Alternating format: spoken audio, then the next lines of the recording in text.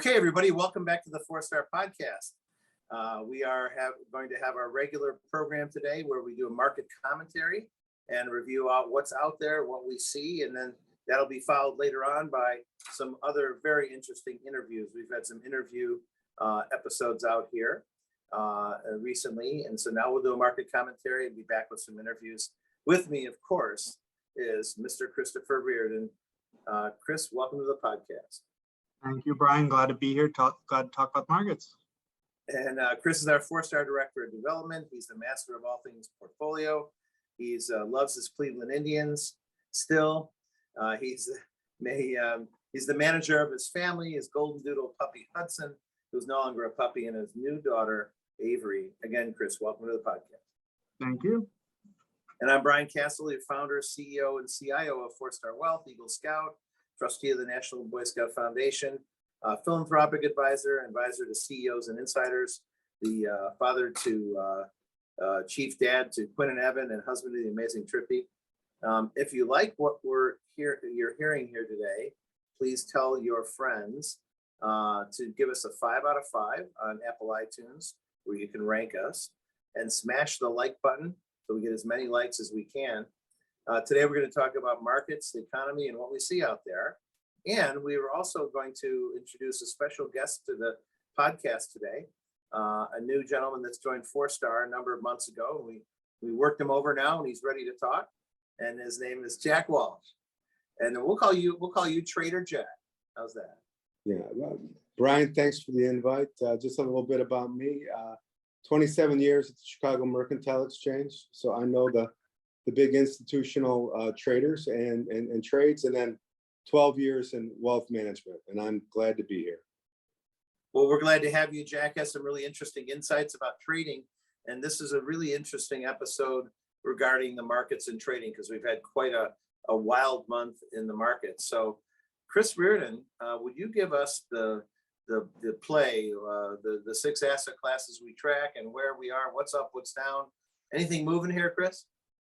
Yeah, we are seeing a lot of movement here. I don't know if it would necessarily surprise people with recent volatility in the markets, but domestic equity still is the #1 position, although it has lost 20 points since the last podcast. So it's at 298. So it did drop below that 300 mark, and it is closing, although it's about 19 points away from the commodities in the second position at 279, and it gained 12 points from the last podcast. So we're really seeing both those 1 and 2 asset classes converge.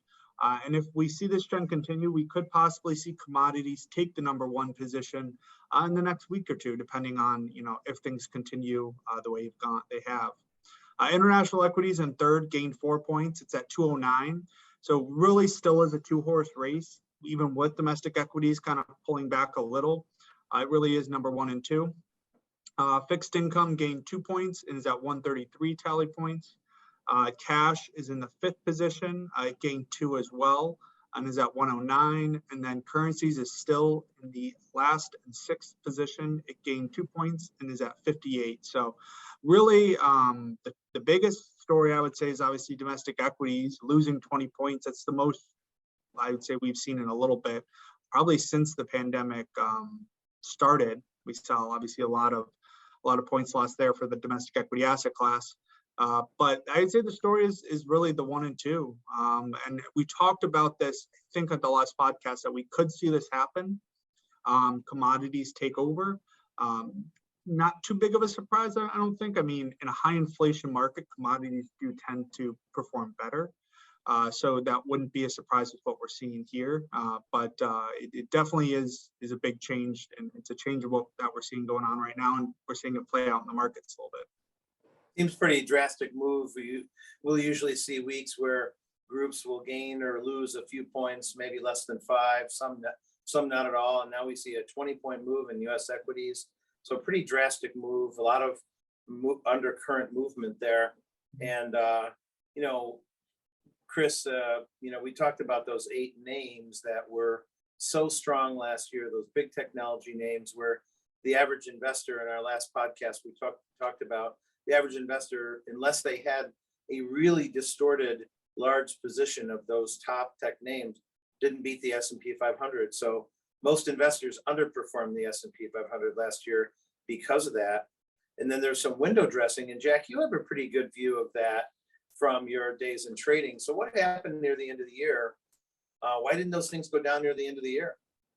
Yeah, Brian, I mean, and in fact, if you went back the last 3, 4, 5 years, November and December tend to be very strong. And one of the reasons is that whether you own those names or not, you want them on your balance sheet. You want them in your fund. So the names that perform the best throughout the year seem to get an added kick November, December, right? So I think those 8 names were very heavily owned at the end of last year. Mm-hmm. So what are we seeing now? Well, and then early in 2022, those big names start to crater, right? And then it feeds on itself. And the names that you wanted in your fund late last year become unloved, and it kind of feeds on itself. Yeah. Well, and then so to begin the year, we had a rough day today, but coming into today, the Dow was down 4.47, down a little bit more today. Then the NASDAQ composite was down 9.5, down more today. And the S&P 500 was down 5.95. So we end this week and the last week before the end of the month in a pretty tough position relative to, the beginning of the year. So Jack, what was all the volatility today all about? What do you see out there from a trader perspective? Yeah, Brian, there's a headline, and there's 3.1 trillion notional in puts. Option expiration is the 3rd Friday of the month. That was today. The big traders will watch the open interest and the notional amount, and that type of positioning in the options will draw in selling. The options start out being deep out of the money. As the market starts to get closer to that strike price, the selling picks up. So what will happen, whether it be calls or puts, the market tends to get distorted, and many times it will overshoot. That's kind of what we're seeing right now. I believe so, yes. Yes. Okay. Well, it's interesting. So we start out the year with a thud, and all the things that worked last year aren't working this year, except commodities, right? Commodities are still working. Mm-hmm. Small caps aren't working. Most stocks are going down, some mildly, some pretty tough, all those big names. So we talk about, will this year be a down year? Well, we start out down, and January is not over. But usually when the first month of the year is down, the likelihood of the market being down for the whole year is quite high. It's about 85, 90%, Jack, right? Yeah, Brian, that's correct. But I would like to point out that last year, we pretty much finished on all-time highs. So for the market to have a correction, I think it's kind of expected. But yes, you're right. In the 85 to 95%. Not a surprise. And if you think about it mathematically, part of the reason that would be, let's say we're down 11% on the NASDAQ. We have one more week left to see if there's a rally. But if we're down big in the NASDAQ and about half that in the broader markets, well, then we start out from a lower base, and then the markets would go up or down from there. And they would have to move up a lot just to get back to even. So just mathematically, it's really probably not a surprise that that's the case, that we could be down an 85, 90% chance that we're down after the start we've had. So obviously that would be the first year the market's down in quite a number of years. I think the last year the market was down was something like 2015. So we really haven't seen much down. We had a big sell-off in 2020, but a reverse back up, and led by technology, the S&P was up 18. Maybe the average investor didn't do all that well in 2020, but the markets were back up after riding all the way down. So we haven't really seen a big down year in quite a while. So maybe this is a down year. It certainly is down now, at least from the beginning of the year. We also saw, you guys, some pretty heavy selling after the Biden press conference. President Biden has only had a couple press conferences since he's been in office, and yesterday was his first day first year, there was inauguration 1 year later. And so it was an unfortunate press conference, really, after about 2 hours of rambling and denying reality and, acting somewhat arrogant and kind of arguing with reporters. It kind of ended. Now, Trump also had the bombast that a lot of people didn't like either. So, Biden had that snarling old man look to him, and, you never admit when you're wrong syndrome. And Biden has that tendency kind of in mid-sentence to say, hey, look, everybody. And, it might be because he's making a point, or it might be because he lost his train of thought. But this is a perfect example. In recent podcasts, we talked about how people have less confidence in America. And the clips that we've put out, video clips where we mentioned that, got huge likes and huge response from the investing public that, people, are concerned about confidence in America. And maybe they're agreeing with the sentiment or just intrigued by it. But it does seem to be affecting the market when our president isn't really totally all there, totally rambling and not making sense and being a little bit angry at the press and everything else. So, of course, you expect conservatives to say that. But now we're seeing, some of their ardent supporters bail, talking to friends on the other side of the aisle, the Democratic side of the aisle. Some are outwardly speaking negative about Biden, and even some of the mainstream media that had always supported him a long time, they're groaning and grumbling and unhappy about it. So, and I would say for, just for balance, there's a large cohort of Republicans that didn't like Trump and didn't like his press conferences either. But it does seem to be that some of this stuff is affecting the economy. Now, a sharp contrast in the markets, a sharp contrast is this week, Prime Minister Boris Johnson in the UK announced that their January 26th restrictions will end and will not be met with another round of restrictions. They're lifting restrictions on mandates and masks and everything else. Spain, Switzerland, Nordic countries are following suit. So we have here Biden announcing he's sending 100 million masks to everyone. And there's new mandates coming on. We're hearing about a trucker mandate coming on now. And the rest of the world's going the other way. There is some polling show that some people like this, but the majority of polling shows that people don't like it. So we're not sure why this is all happening. But clearly the rest of the world is now leading our way out of this pandemic. And, it's obviously not a positive for America. So heavy selling pressure has been taking place. And partially, I think it also has to do with the confidence of what people think in the economy and the president and the leadership. So some of that selling pressure led to some extremely big moves. I think, Chris, you saw some of those big tech stocks got whacked, and in the old vernacular, they take them out back behind the shed and shoot them between the eyes. That's kind of what they did, didn't they? Well, yeah, I think, there was headlined by Netflix and Peloton. And I think, you guys talked about this a little bit earlier. After 2020, we saw a huge resurgence, and mostly tech led the way in 2020 out of the pandemic, if you will. And Peloton was a darling because, people couldn't go to gyms. People didn't, want to wear masks in gyms. So everyone wanted to get these extremely expensive bikes. And, it was thriving for a period of time. Well, the documents were supposedly leaked that they had stopped production and the bikes, and that sales were starting to drift off now that, for the most part, things have certainly at least come back. If you can go to a gym now, there obviously are the restrictions, and depending on where you live. But for the most part, it's not what it was back in, the dark days of 2020. And the stock got whacked 25%. It bounced back a little bit today. And then Netflix, they yesterday after the close reported their forecast for subscriber growth for Q1. They forecasted 2.5 million new subscribers, which was less than half of what the analyst expectation was of 5.9 million. So a huge drop off in subscriber growth there for Netflix. So, I think it shows, and it speaks to what you talked about a little bit, Jack, that, I think you had these companies that kept running and running and running. And when you have a company that's doing that, the expectation from analysts and Wall Street is that, they have to keep hitting these numbers. And at some point, they're going to miss. And I think we're seeing that early in Q1 now with some of these. We're seeing them miss these high expectations.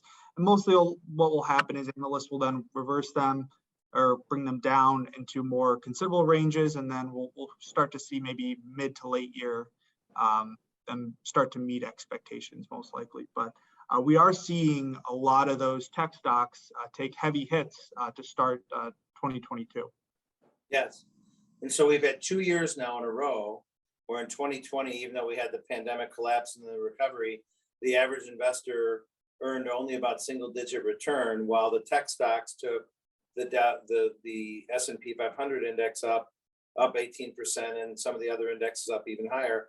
But the average investor didn't have all that heavy tech, and they didn't perform as well as the market. And then this past year was the same thing, where the indexes were up nicely, but the average investor did only about half what the indexes did because they don't own 50% of their portfolio in technology. So we've seen 2 years of this in a row. So now the tech stocks are getting hit. So maybe this could be the beginning of a bear market in tech, or is it just a really bad month? We don't know, do we? We don't know. No, we Nope. don't. Time will tell.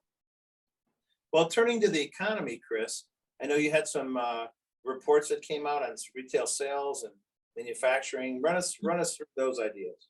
Yeah, so retail sales came out for the month of December. They dropped by 1.9% from December to November. So overall pullback, that was pretty much expected. I think you had Omicron firmly entrenched by mid to late December, early January. So I think the expectation was we were going to see a bit of a drop off there. And we did see that 1.9%. I think the underlying of it is December to December, so year over year, retail sales were up almost 17%, 16.9%. So, that's a positive. And I think, looking back at this, going month to month is, I think during this pandemic, when you have a lot of these waves and different variants coming out, it's hard to really track month to month because things are changing so much from an economic perspective, at least with where we're at right now. So I think looking year over year, that's very positive that we're up 17% retail sales. That shows that during this year, we had a consumer that was willing to go spend. It seems like it's trickling off a little bit now, and hopefully we see it pick back up, coming into 2022. U.S. manufacturing is another one that dropped 0.3% in December. That was mostly due to impacts, once again, due to supply chain issues, which is, I think, the $1 million word for 2021 was supply chain issues. But that being said, you had Omicron. You had, once again, the impact of the global supply chain really kind of getting halted, getting sand in the gears again. So we saw U.S. manufacturing drop 0.3% in December. That's the first time it's dropped since September. So December was the first time it's dropped in about 3 months. So overall, December was kind of lackluster from an economic perspective. And I don't think it's any surprise just with kind of what the narrative was. And I think a lot of, from the retail sales perspective, a lot of the purchases happened in October because people were expecting shortages. So, overall, December numbers, I think are going to be pretty lackluster. Yeah. Well, interesting. And, the market tends to be a discounting mechanism in advance. So whether we really do have a slowdown leading to a recession, the economy seems pretty good here, but maybe the market's signaling that. We don't really know. One thing I can say is that there are some other forces that are pulling things down. Illegal immigration is sapping the unskilled jobs. So many skilled jobs are still open, but there's a skills gap. And there's so many new people coming into the country in the last year as the borders are almost kind of open now. And, I think it's going to be close to 2 million people, migrated across the borders, most of them illegally, and being moved around to different parts of the country. So that's not a positive for job growth. It's actually flooding the market with unskilled workers. And also some government payments have continued, even though they were supposed to have stopped in September. So there's some evidence of that. So I'm not sure how that's happening, but we're hearing reports of that. And then the record November quit month, obviously showed a lot of people for one reason or another, needed to leave their job pandemic-wise, vaccination-wise, or something. There's a number of forces that are causing that. And the labor force participation rate is sinking as a result, as less people are interested in working. We do have a chip shortage, which is one positive thing, at least as far as the opportunity that's out there. Intel is opening their first plant in a long time, a $20 billion investment, desperately trying to build capacity, a new plant for the first time in decades in Columbus, Ohio, which is very interesting, Chris, right? Yeah, it should be completed by 2025, I think is the expectation. And if the full investment does happen there, it could be the largest chip plant in the entire world. So it's positive to see. I think you see a lot of chip makers now with a lot of supply chain issues that we've had and in backup, look and say, hey, there's a gap here. There's an advantage that they can push if they can get this up and running. You know, how great would it be for these car makers, for a lot of these companies, if you didn't have to worry about things getting held up in Taiwan or issues there. If you could just go to Columbus, Ohio and have it shipped right up to Michigan there. So, you know, I think it's positive from that aspect, and it's good to see investment in the United States. Exactly. And you looked into the GDP of some of the other countries, Chris. Looks like things are doing a little better in some of those countries. Yeah, so we got some preliminary GDP numbers, or I guess some GDP numbers for the year 2020. China came out, it grew at 8.1% in 2021. It beat out their growth target of 6%.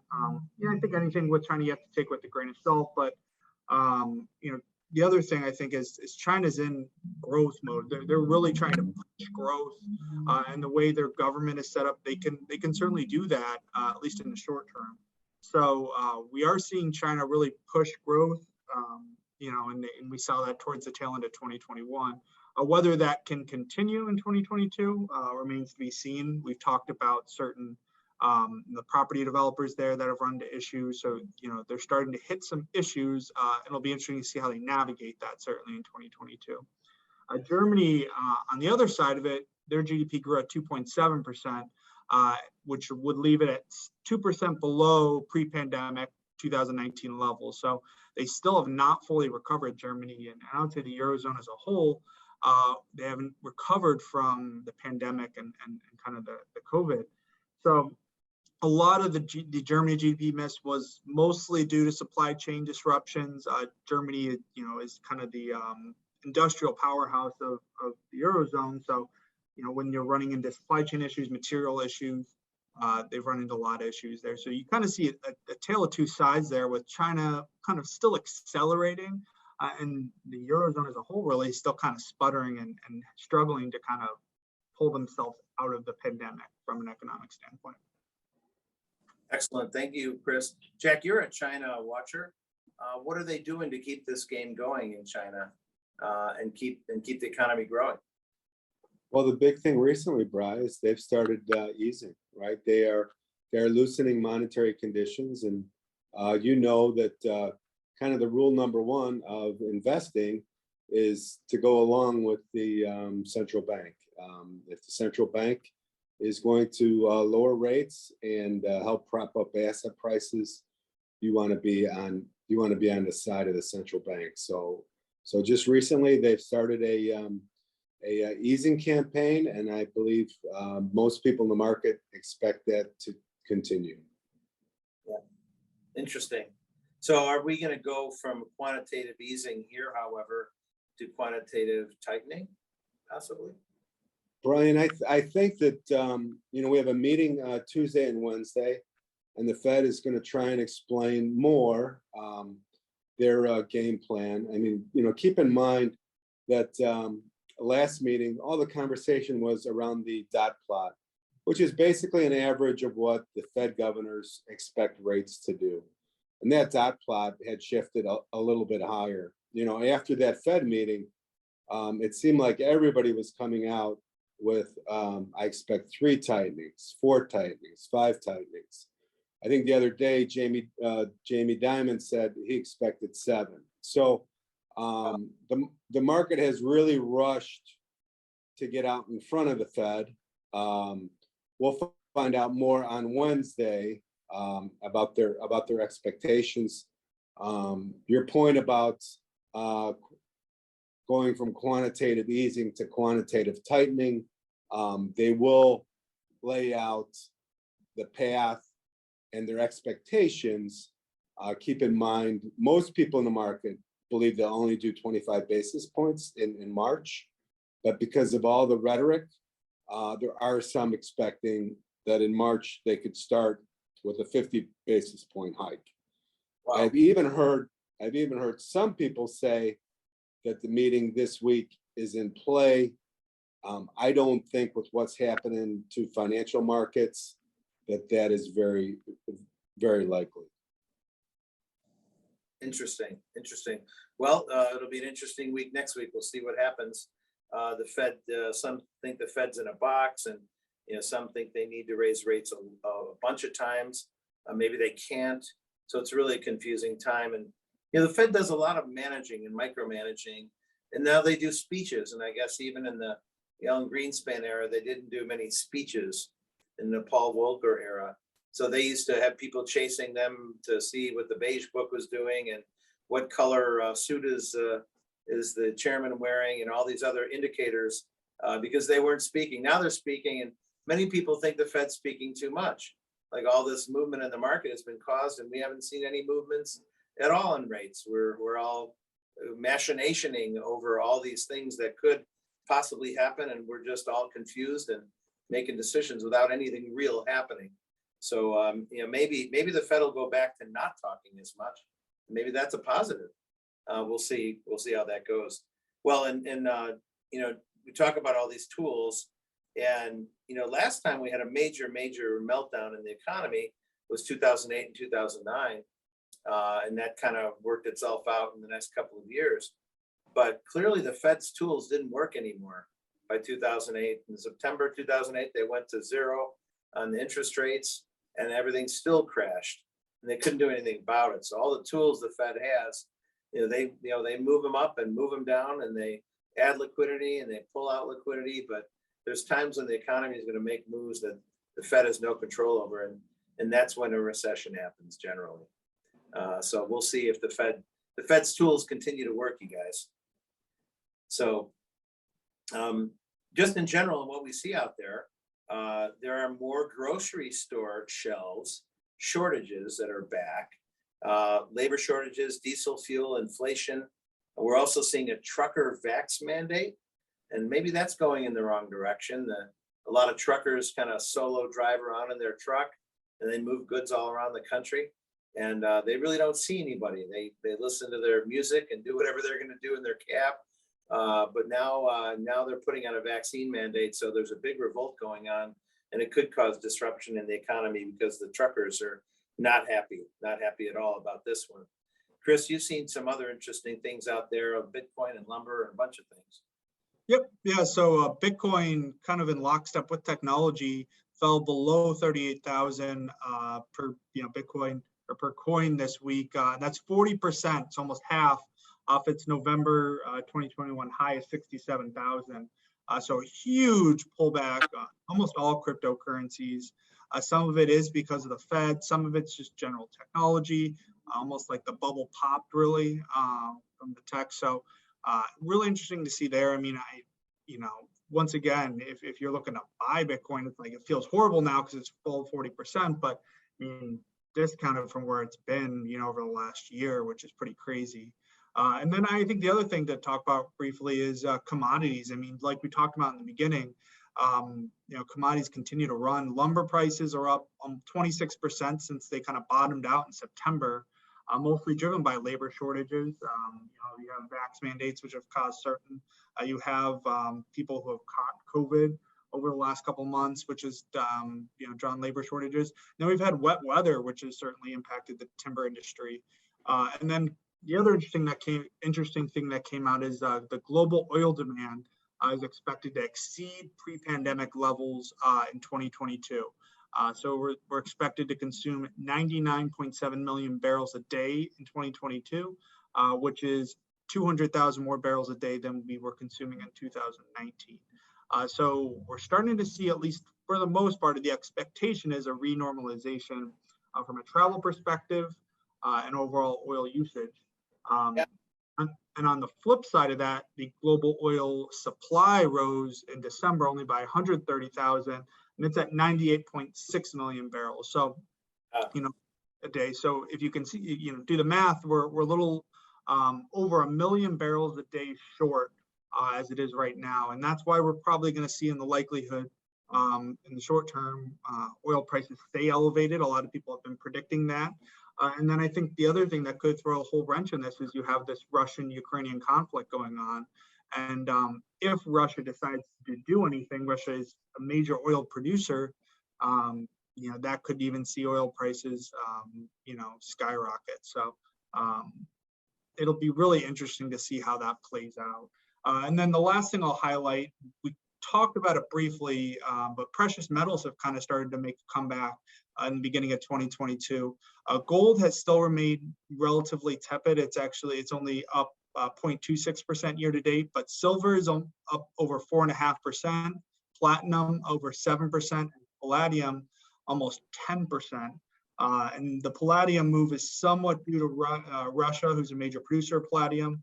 But a lot of this is also due to inflation and the expectation of rate rises and possibly a weakening dollar as inflation. And then what will the Fed do to counteract that? So a lot of movement in commodities, and I think that's what's playing out in our asset class allocation as well.